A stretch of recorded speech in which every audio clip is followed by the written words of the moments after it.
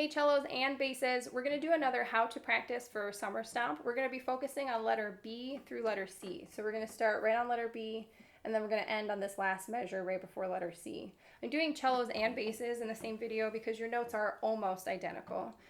There are two differences in the bass part. First of all, in the cello part, you notice at letter B, we go from G on the D string down to open G, so there's an octave difference. But in the bass part, it's just the two low G's in a row. So when you're looking at the notes, just make sure you know you're just slightly different here.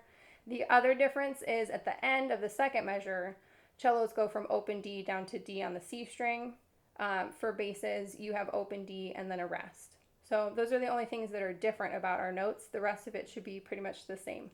I'll go over any differences in fingerings, but otherwise, same notes. Okay, so let's go over a couple tricky things. First of all, for cellos, just make sure you're really comfortable getting those G's in tune with each other. If it doesn't sound quite the same, make sure you are on the tape, or if you don't have a tape, just match your G to your G. For basses, make sure you're using second finger on the E string. We have C naturals marked in our second measure. It's marked natural because it's supposed to be sharp according to the key signature, but for here they want these both to be C natural. Remember, one accidental counts for the whole measure, so both of these will be C natural. For basses, that's 2 fingers on the A string. Make sure you're using second finger instead of 4 fingers.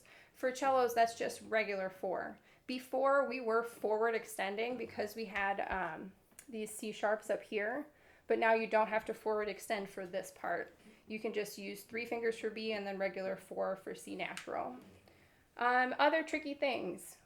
Not really tricky, but fancy. We have a mezzo piano and a little tiny crescendo up to mezzo forte.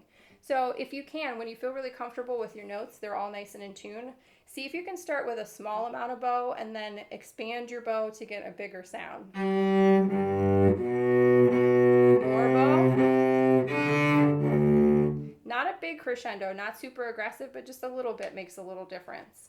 We have that in these first 2 measures, these here and also these here. And then when we get to 17, it starts really piano. So make sure that you can use just a little bit of bow and more bow and more as we go, because we're going all the way up to, well, it says mezzo forte, but the rest of the sections are going up to forte. So it should be a pretty decent crescendo here. Last tricky thing, we have an F natural to an F sharp. So for cellos, it's 2 fingers to 3 fingers.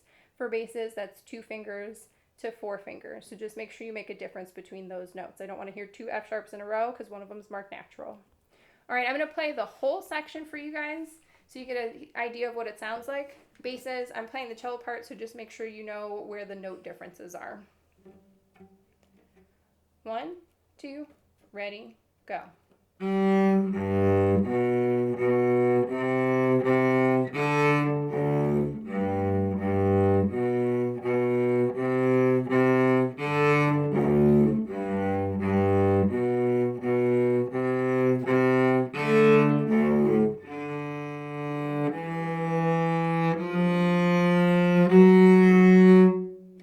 That's it for this excerpt for this week. So make sure you really check your rhythm, keeping it nice and steady, check your intonation before you submit your video.